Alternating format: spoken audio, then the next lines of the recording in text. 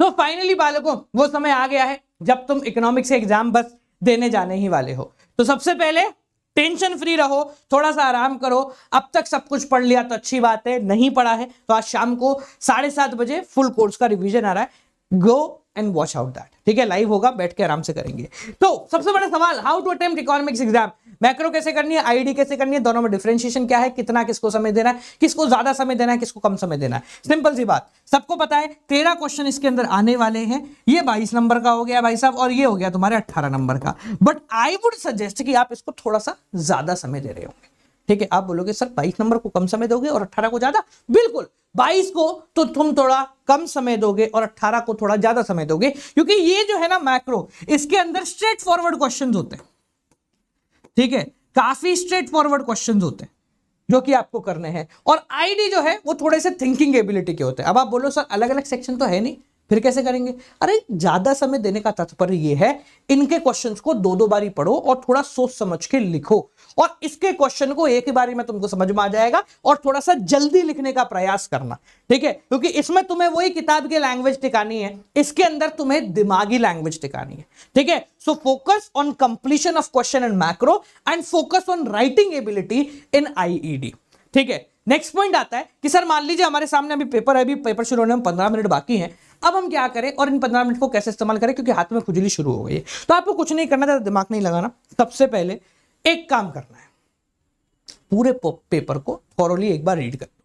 ठीक है जी, ज्यादा डीप में नहीं जाना, थॉरोली रीड करना है। और जो तुम्हारा वो वाला क्वेश्चन होगा ना जिसमें पूरा टाइम्स ऑफ इंडिया दिया होगा तुम्हें, राम कहानी, उसको पूरा मत पढ़ना।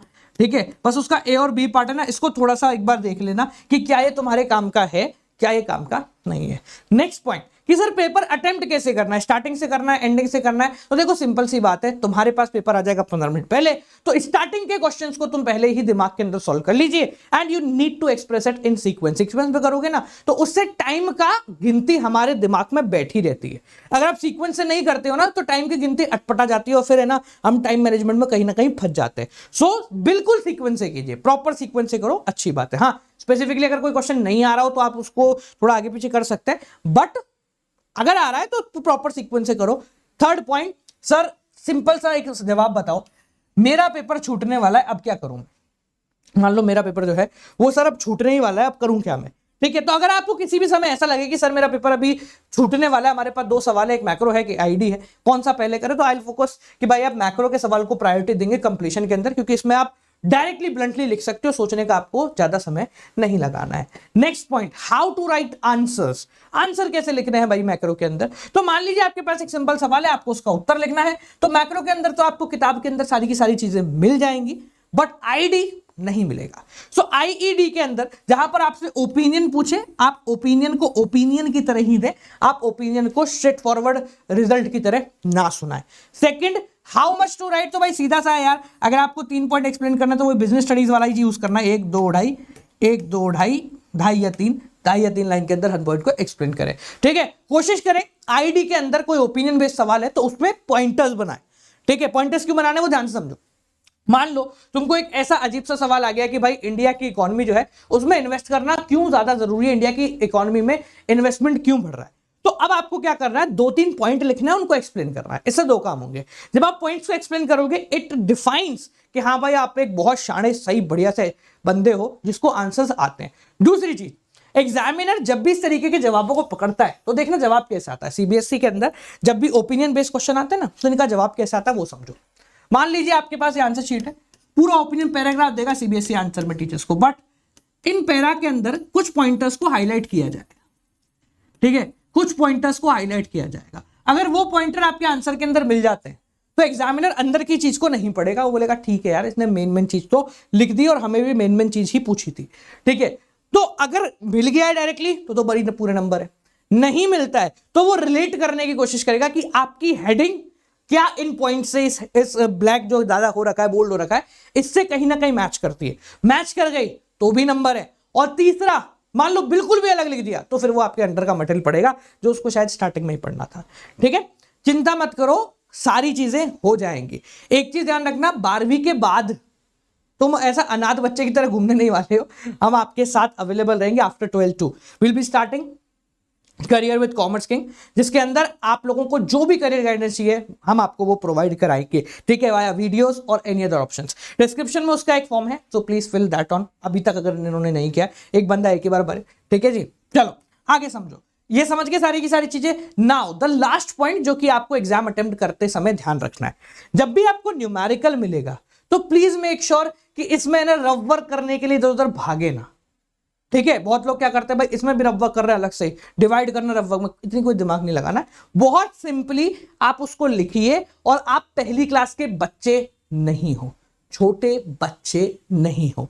मतलब कुछ लोग बहुत शानदार लिखते हैं, मान लीजिए एक ऐसा क्वेश्चन आ गया,